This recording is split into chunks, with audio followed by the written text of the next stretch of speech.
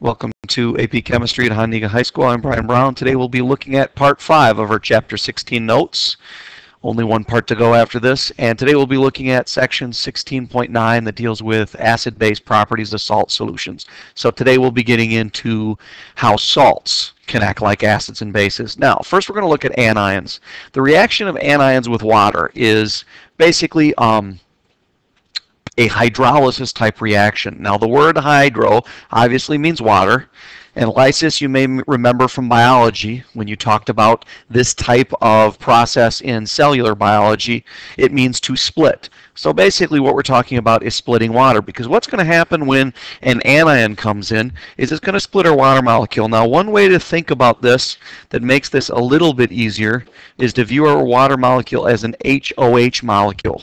Now if X minus comes in, is it likely to grab an H or an OH from water? Well, in this particular case, what it's likely to grab is the H from water. And notice we end up making HX and OH minus. So anions, and not all anions that do this, that's one of the things we'll end up looking at, but if anions are going to do anything to the water molecule, they're more likely to grab the proton, the hydrogen, off of the water, leaving behind hydroxide, and that would make the water solution basic.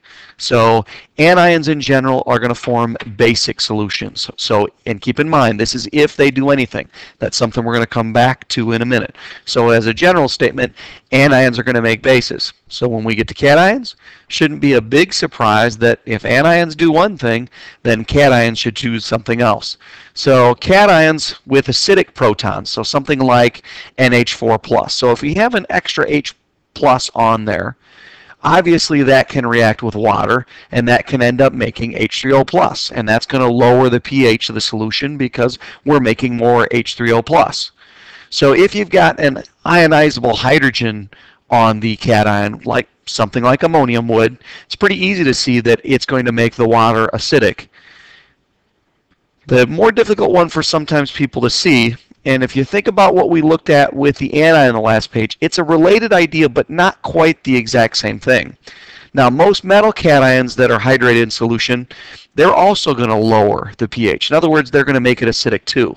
And this really deals with a slightly different situation. It deals with polarizability. We keep coming back to that idea. We've already talked about that once in this chapter. We're going to keep talking about it. And we've looked at this idea in previous chapters too.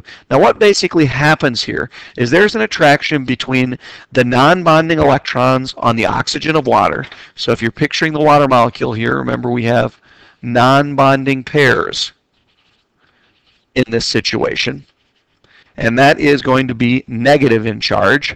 That portion of the water molecule will be attracted to the cation and will stick to the cation. Well, what that does is it causes a shift in electron density away from the hydrogen.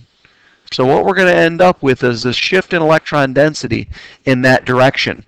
Well, that's going to expose that hydrogen atom, and it's going to make that OH bond more susceptible to breaking. So it's more likely that that water molecule will ionize, which is the end result. So really what happens here is when that positive ion comes into the negative side of water, that draws some electron density away from the hydrogen, making the hydrogen more polarizable, meaning it's going to be more likely to ionize. So it's going to ionize to a greater degree, which is going to make the water solution acidic. Now the greater the charge and the smaller the size, remember this is an electrostatic attraction we're talking about, so we're back to a Coulomb's law situation here. The greater the charge and the smaller the atom size is going to do this even more. So it's going to make the water even more acidic. So if you have something like a +3 that's coming in, and notice it's also a +3 that's even smaller than the +1, so greater charge value, more attraction, and less distance in between, more attraction distance kills attractive forces. That's going to cause it to become even more polarizable, which will allow the water to ionize to an even greater extent, which makes it even more acidic. So if you look at these different substances here, we have NaNO3, CaNO32, ZnNO32, and AlNO33. If you look at this different situation, this sodium didn't appear to do much of anything, but this calcium caused a slight drop in pH. The zinc, when it came in, exact same charge as the calcium, caused an even greater drop. Well, take a look at what's happening with the size of the atom here. So as we go to the right, the size of the atom is decreasing on the periodic table because of greater nuclear charge. That's going to cause a smaller ion size, which is going to have an even greater effect on our acidity. And then we go to the Al3+, even larger in terms of the charge value, and even a smaller atom yet. That's going to cause the biggest change in acidity here. So cations basically make the water acidic if they do anything. Anions are going to make the water basic if they do anything. Now we're going to look at some different rules for cations and anions. And in the end, we're going to come back to it. You're going to realize it's more simple than it may appear. But realistically, we've got a few different rules that are going to apply in different situations. So we're going to look at the big picture, and then we're going to see how we apply those. So number one, an anion that is the conjugate base of a strong acid will not affect the pH. Really, really important one here. So any anion from a strong base is, or I should say, any anion that is the conjugate base of a strong acid. And remember, we talked about this before when we looked at the relationship between the strength of an acid and the strength of its conjugate base. The strong acids were up there in that very top quadrant, and remember, their conjugates were negligible in terms of acid behavior. So this is not anything new. We've looked at that. So the conjugate of a strong acid does not affect pH.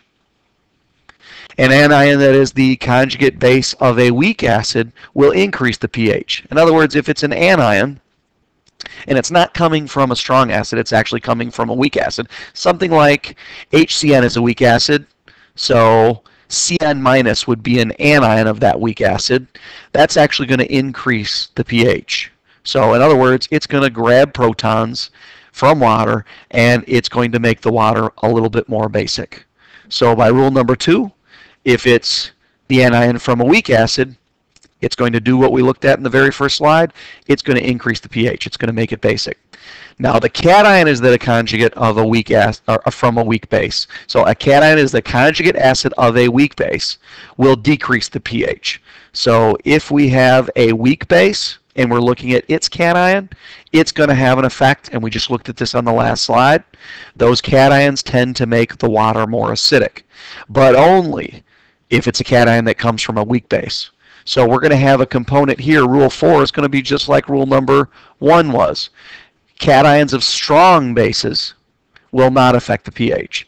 So if you look at where the anion and the cation came from, if it came from a strong acid or a strong base, it's not going to have any effect on pH. NaCl, the Na comes from NaOH, which is a strong base. The Cl can come from HCl, which is a strong acid. Both of these things, by rule 4 and by rule 1, give you a pH of neutral, pH 7. So rule 1 and rule 4 come together to show why NaCl is going to end up being pH 7. NaNO3, exact same thing. We've got Na from NaOH and NO3 from HNO3, a strong acid. Those two things should not have any effect on pH. Now rule 5, other metal ions like Zn2+ will cause a decrease in pH. And now we're looking at that situation a second ago. The smaller it is, the greater the charge value, the bigger it's going to depress it. But the very fact that it's not coming from a strong base, so those cations from weak bases, those are always going to cause a decrease in pH or increase the acidity. And rule 6, when a solution contains both the conjugate base of a weak acid and the conjugate acid of a weak base, really what you're doing is comparing the Kas and the Kbs. If the two are equal, it's going to be neutral. If the Ka is bigger, that meant it was a stronger acid than the other one was a base, it's going to be acidic. And if Kb is greater than Ka, because it was a stronger base, remember, Ka and Kb were related to acid and base strength. So if the Ka of the one substance is greater than the Kb of the other ion, you're going to end up with an acidic situation. And if the Kb of the base ion was greater than the Ka of the acid ion, it's going to be basic in nature. And if the two things are equal, it's going to be neutral. So when you have both the conjugate of a base and the conjugate of an acid, you have to look at their Ka and Kb values. Good news is question number 6, unlikely to appear on the AP test. But what was going on in 1, 2, 3, and 4, those you really do need to understand in a greater depth. So let's take a quick look at number 6, because this is the one out of all of them that people tend to struggle with, which I think one of the reasons why they tend to avoid it on the AP test. So when a solution contains both a conjugate base of a weak acid, and the conjugate acid of a weak base. So this substance we have here is Na2HPO4-. Will this form an acidic or basic solution?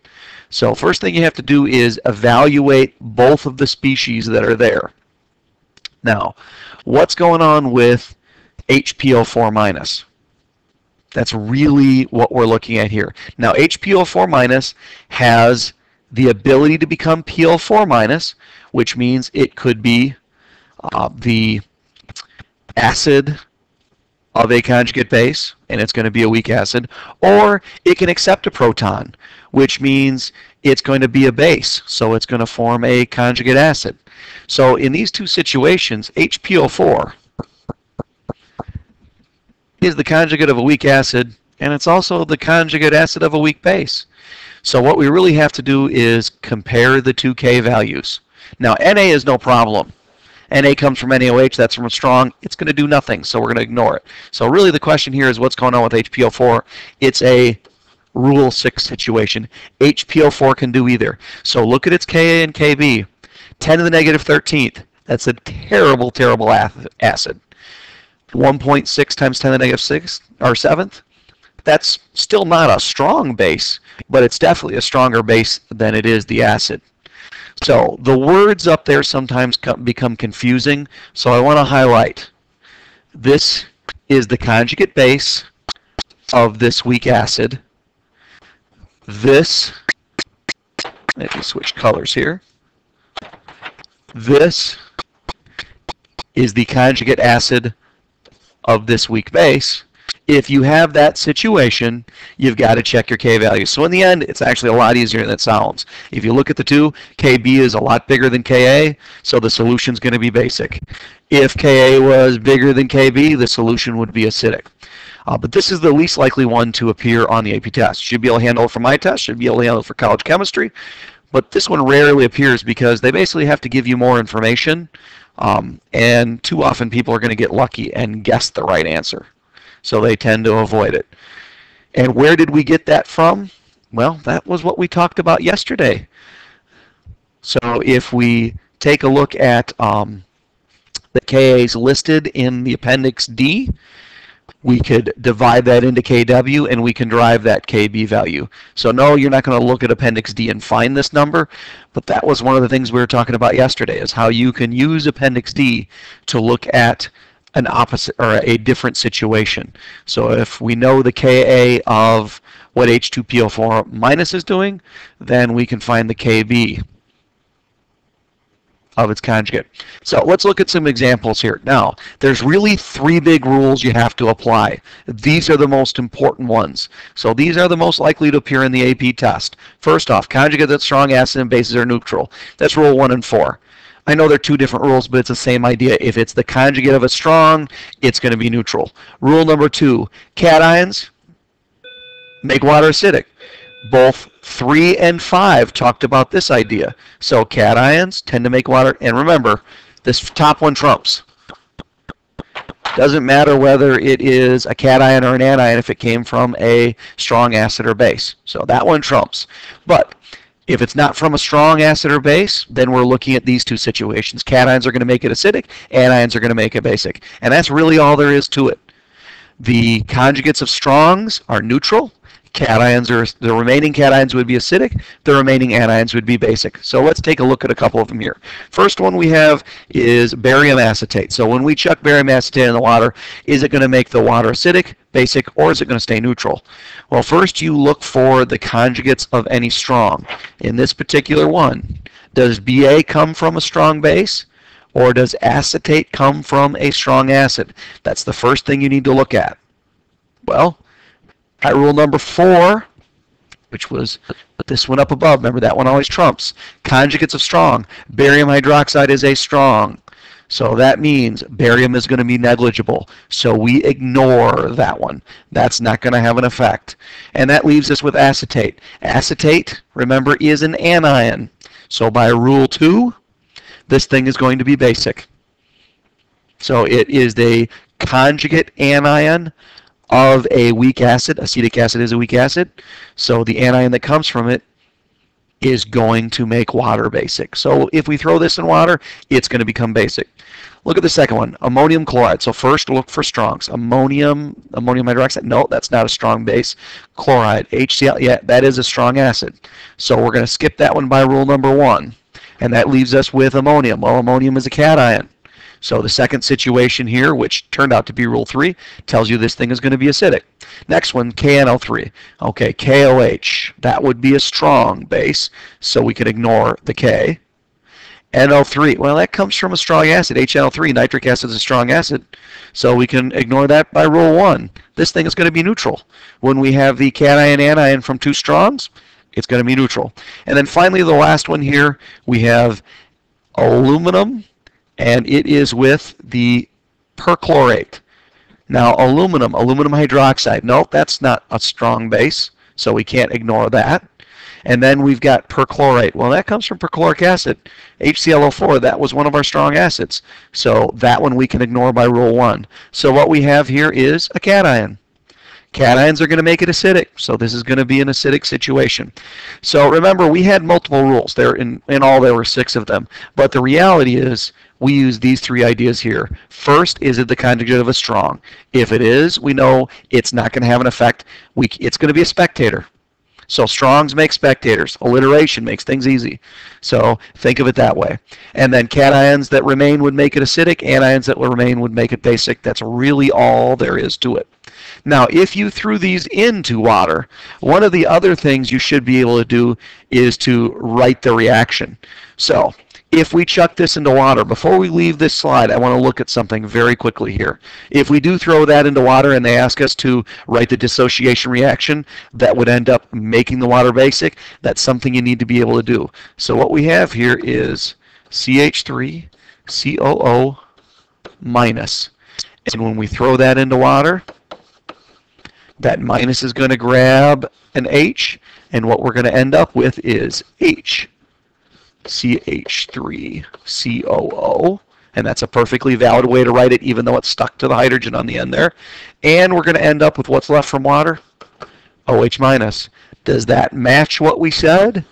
Sure it does. Remember our thing we look for on the product side. When you see OH minus, you know it's going to be basic. So that's how you'd write that dissociation reaction. You need to be able to do that. Now, if it was acidic, like in this case right here, NH4 plus when we throw it in water, what's that going to do? Well, that's going to end up taking a hydrogen or giving a hydrogen. Well, we've got NH4 plus here. Cations make water acidic. We know we have to end up with acidic. So I know I've got to get that.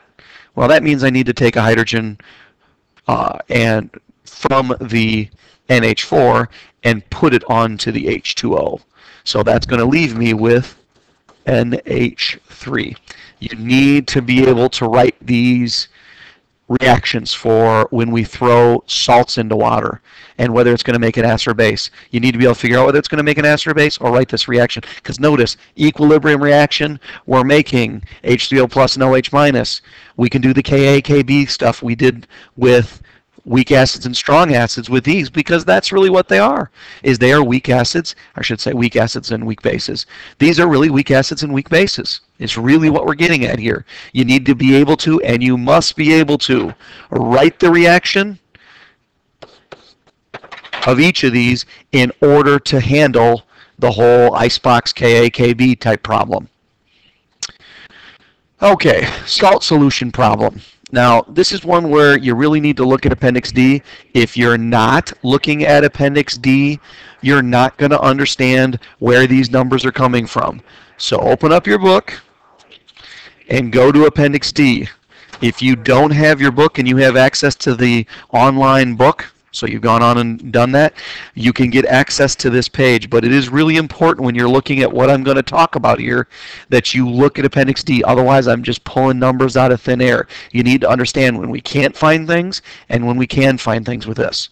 So we're going to use data from Appendix D to calculate the OH minus and pH for a solution containing 0.080 molar Na2CO3. So on the surface, this looks a lot like our acid-base problems. We've got a concentration of the substance, and they're asking us to find either pH or POH or OH minus or whatever. So this is actually very similar, but you need to be able to get K values in order to do this, because that was the one thing we had before, is in order to solve for X, in order to figure out what our concentrations of H3O plus or OH minus were in a K or a KB, we had to have the K value. And you get that K value from Appendix D for salts. So Appendix D, which is page 1115 in the Brown-LeMay book, is really what you're looking for here. You'll notice on that page there's a bunch of KAs. And if we know the KA and we need the KB, we already looked at how you would find that. So let's walk through this process. In this particular case, what's the active ion? So look at what you just looked at a second ago. We have Na2CO3. Well, Na comes from NaOH. That is a strong base. It's going to be negligible. CO3 does not come from a strong acid, so that's going to be the active ion. So in this particular case, we're going to rule out this because it came from a strong acid. It was the conjugate base of a strong acid. It's negligible. So CO2 is the first thing we need to find. So what is the acid-base reaction that CO3 2- undergoes? Just looked at this on the very last slide. Remember, anions make the solution basic. So you need to be able to write this reaction, and you need to know that you're going to make OH minus. So CO3 2-, okay, that's got a negative charge. That would probably attract the H from H2O. And that's going to end up making HCO3-, and that's going to leave OH-. Now here's the problem. Now we have a reaction, we can write a K expression, we can do icebox, but we can't get any useful answer to solve for X if we don't know the K value. Now first, is this a K or Ka or Kb? That's the first thing you need to figure out. So once I've got the reaction, now I have the information to do that. Since it's OH-, we know we're talking about Kb here, which means we need to get a Kb. So how do we find a Kb? Well, that's where Appendix D comes in. In this case, it's going to be a little bit of an adventure. And I picked this one on purpose, so we would have to walk through this process. Normally at this point, you're probably talking about a fairly simple Ka or Kb situation. It's not going to be quite as involved as this one, but it's the same process. So turn to Appendix D, which like I said is page 1115. Now that's our target up there. That's the reaction we're looking for, and we need to find the Kb of it. So how do we find the Kb? Well, first problem, is there a Kb for CO3 2-? So I go through here and I look for CO3 2-. There's absolutely no CO3 2-. Even if I go to the next page, 1116, while there are a couple of Kb's there, that's not for this thing. So we don't have any information anywhere that basically tells us what the Kb is for CO3 2-, because I don't find CO3 2- anywhere. So the answer is no. So if that's a no, well, look for the K of anything that's related to CO3 2-. So there's no Kb of CO3 2-, but there's no Ka for it either. So we need to look for the K of anything related to CO3 2-, and there is no K there either. Well, we know H onto CO3 2- would make HCO3-, so this is the conjugate of that. If CO3 2- acts like a base and steals a hydrogen, it's going to make HCO3-, and therefore it's related to CO3 2-. So maybe we can use this to figure it out. So look on that table. Is there a K value for HCO3-? And the answer is no. Well, remember, HCO3- is related to H2CO3. Look for H2CO3. Is that on that page? And if you go down, this thing is called carbonic. So H2CO3 is called carbonic acid. So yes, there is a K value for H2CO3. Now normally you're not going to have to go through all these steps. You're just going to have to go through like one step. But in this particular case, I intentionally picked this so I could look at an idea here. So in this particular case, yes, we finally have a K value for something related to CO3 2-. Now it's 2 protons removed from it, but if you think about the math we've been looking at in the last couple of chapters, this is something we can figure out. So what do we do with H2CO3? Now let's look at what the table's telling us. It's telling us for this reaction, H2CO3 thrown in water, because we're talking about the acid reaction of this, the Ka value listed is 4.3 times 10 to the negative 7th. Now notice, the 4.3 times 10 to the negative 7th is under the first column, which is the Ka1. So that means removing 1 hydrogen from H2CO3 to make HCO3- is going to have that K value. Well, notice, it also has under the Ka2 column another number. So is this reaction we're getting actually getting us to CO3 2-? No, it's not. But if we take another H off of our product, which is right here, so remember we took 1 H off and that gave us HCO3-, which is almost what we're looking for here. We're looking for CO3 2-. If we take another H off, now we do get our target. We do get CO3 2-. And that would be the Ka2. So the first hydrogen off gives us HCO3-. The second hydrogen off gives us CO3 2-. The Ka2 would be the second ionization energy. Now, from a couple days ago, multiple ionization energies, you take off one, then you take off another. The Ks get lower. This is exactly what we see here. So this matches up with an idea from a couple of days, notes ago. So what do we have now? We have now, finally, something about CO3 2-. So we've got a reaction with CO3 2- in it, and we have a K for that reaction. So let's take stock of where we're at again. We have this reaction that's giving us the CO3 2-, and we have a K for that reaction, 5.6 times 10 to the negative 11th. And since that was the second hydrogen off of H2CO3, it's in the Ka2 column.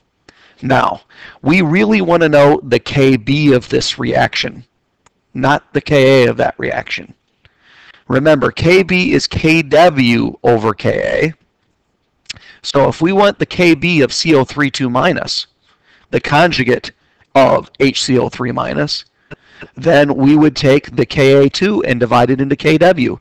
So if we take 1.0 times 10 to the negative 14th, and we divided it by 5.6 times 10 to the negative 11th, we get 1.8 times 10 to the negative 4th. What this fundamentally means is our target reaction is going to have a Kb of 1.8 times 10 to the negative 4th. Now, if you have to, go back through and look at what we just did again. So pause the tape and go back and look at it again if it didn't make any sense.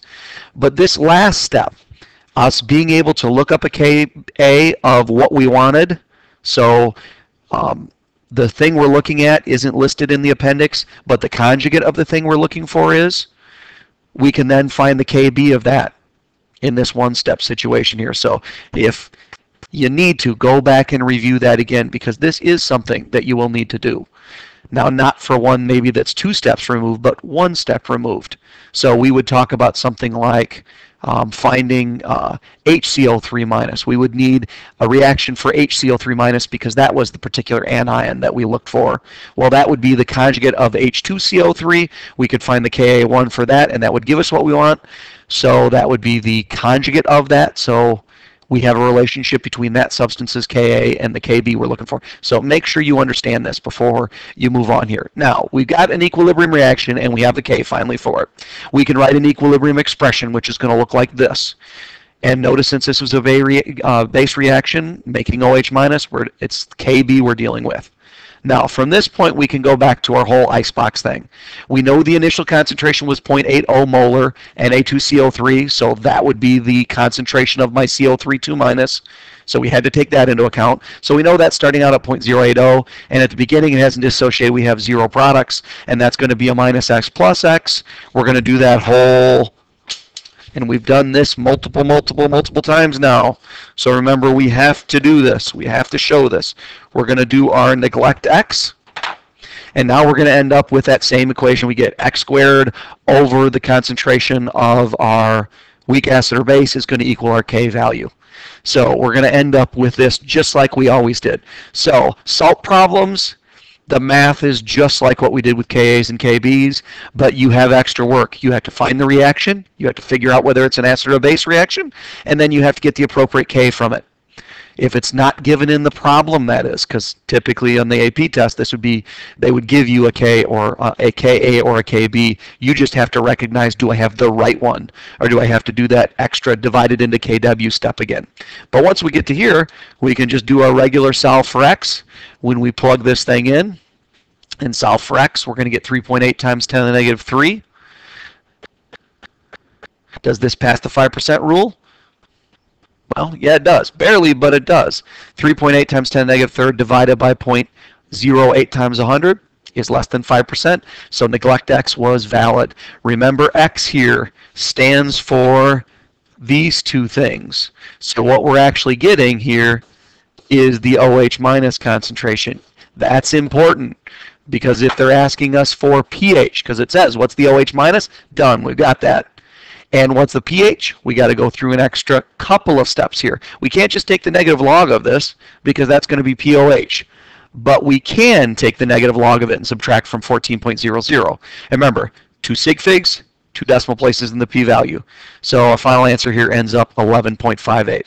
So this was a more challenging salt problem than you're going to typically do, but it's the same exact idea, and in the end it has the exact same feel as a acid-base problem. And this ends our next set of notes.